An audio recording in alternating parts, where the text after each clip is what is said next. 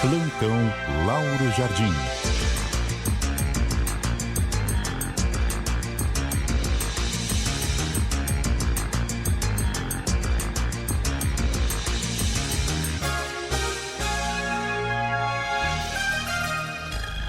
Bom dia, Lauro. Bom dia, Cássia. Bom dia, Muniz. Bom dia, ouvintes. Bom dia, Lauro. Laura, a pergunta que todo mundo está fazendo agora: como fica a delação premiada de Daniel Vorcaro, na medida em que as investigações da Polícia Federal já estão trazendo tantas informações sobre a atuação do ex-banqueiro, principalmente na operação que nós tivemos ontem, na 5ª fase da Compliance Zero?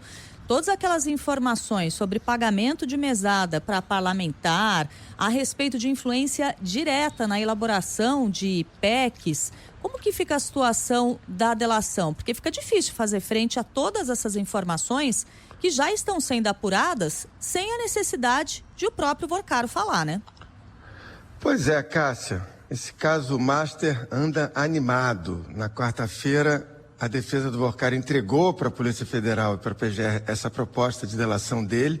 E ontem de manhã a gente foi sacudido logo cedo por essa operação que mirou nada menos do que talvez seja o símbolo máximo do Centrão, que é o senador Ciro Nogueira. Mas mais do que isso, como você ressaltou aí, no meio disso tudo ficou claro, por um conjunto de informações que foram apuradas junto àqueles que estão envolvidos nesse processo, junto a quem teve acesso à proposta de delação premiada do Vorcaro, ficou claro que essa proposta não agradou nem um pouco e que essa proposta, Cássia, do jeito que ela está, ela vai ser rejeitada. Então, ou a defesa entrega muito mais, ou o Vorcaro, que já completou 2 meses preso, vai continuar preso. Ontem à noite, eu ouvi de uma autoridade diretamente envolvida com esse processo de investigação a seguinte definição sobre essa proposta de delação do Vorcaro entregue na quarta-feira. Lauro, essa delação parece muito mais uma peça de defesa do Vorcaro do que uma delação. Na verdade, Cássia Muniz, essa é uma encrenca que já estava prevista, uma encrenca que já estava contratada. Porque a gente se lembra que nas últimas semanas, tanto na Polícia Federal quanto na PGR, se ouvia a mesma coisa. Olha, a gente já tem muito material de prova, material tirado dos celulares e computadores que foram apreendidos. Então, se essa proposta de delação não vier com novidades, não vier com fatos contundentes, nós não vamos aceitar. Agora, e do lado da defesa, Cássia, o que ela deve fazer agora? Pelo que eu apurei, o sentimento ali é de tentar manter a tranquilidade e passar a tranquilidade, dizer que é normal, em qualquer delação, fazer ajustes, que isso acontece em qualquer processo de negociação de uma delação premiada, que é natural incluir mais relatos, detalhar outras histórias a pedido das autoridades. Dito assim, pode parecer normal, pode parecer parte do processo habitual. Mas eu também apurei que a defesa do Vorcaro reclama que o ministro André Mendonça, que é o relator do processo do Master no Supremo, está exigindo relatos para essa delação que a defesa diz, ao menos a defesa diz, relatos que não existem, o que pode ser, Cássia, prenúncio de um impasse. Outro ponto que chamou bastante atenção nessa confusão toda é que, ao contrário do que costuma acontecer, as operações de busca e apreensão e prisões continuaram. Normalmente, quando começa uma negociação de delação, essas ações param à espera, naturalmente, do que vai constar na delação.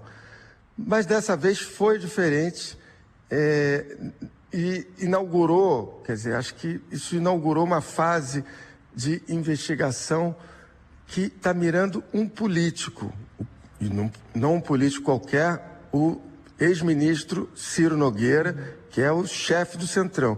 O que, ao menos em tese, Cássia Muniz, indica que, dessa vez, as operações não vão parar à espera do fechamento ou não do acordo de delação. Portanto, outros políticos que tinham relações, digamos, heterodoxas com o Vorcaro podem botar as suas barbas de molho desde já, Cássia. E isso bota uma pressão redobrada, né, Lauro, nessa negociação pela delação premiada, não só porque a Polícia Federal mostra que já tinha mais material do que Vorcaro propôs entregar, mas porque, com o avanço dessas operações, a Polícia Federal continua recolhendo mais materiais. E aí eu destaco duas frentes. Com relação ao próprio Ciro Nogueira, vai ser feita uma análise de celular, tablet, documentos que foram apreendidos, o que por si só já reforça isso que você falou, possibilidade de que mais políticos, mais pessoas sejam colocadas nessa investigação toda, mas até pela prisão do primo de Daniel Vorcaro, que havia sido procurado numa fase anterior, conseguiu fugir, agora não escapou e foi preso preventivamente, o que também coloca mais informações nessa discussão toda. Ou seja, vai deixando essa primeira proposta cada vez mais para trás, né, Lauro? Exato. E você lembrou bem, Muniz, o material apreendido ontem com o senador Ciro Nogueira pode ser bastante valioso. Muita gente, os ouvintes podem pensar assim, poxa, mas o Ciro Nogueira já deve ter limpado tudo de complicado que poderia ter no celular dele, nos computadores dele e tal. Isso, em tese, faz sentido, mas a experiência, desde a Lava Jato, prova que mesmo pessoas que poderiam ser implicadas em situações dessa, como a do senador Ciro Nogueira, sempre deixam algum rastro, mesmo que apaguem uma ou outra coisa, alguns documentos, trocas de mensagem, sempre resta alguma coisa. A experiência prova isso. Então, essa apreensão de ontem dos celulares e dos computadores do senador Ciro Nogueira, sim, como você está dizendo, vão ser valiosos para a continuação dessa investigação e coloca também, como você frisou, a proposta de delação entregue na quarta-feira, talvez hoje como um documento velho e ultrapassado. Vamos acompanhar aí os próximos desdobramentos, sempre contando com a sua ajuda, Lauro, para trazer as informações de bastidores para a gente, também a sua análise a respeito de tudo que está acontecendo. Muito obrigada, bom fim de semana para você. Bom fim de semana para você, Cássia, para você, Muniz, para os ouvintes e até segunda. Bom final de semana, um abraço.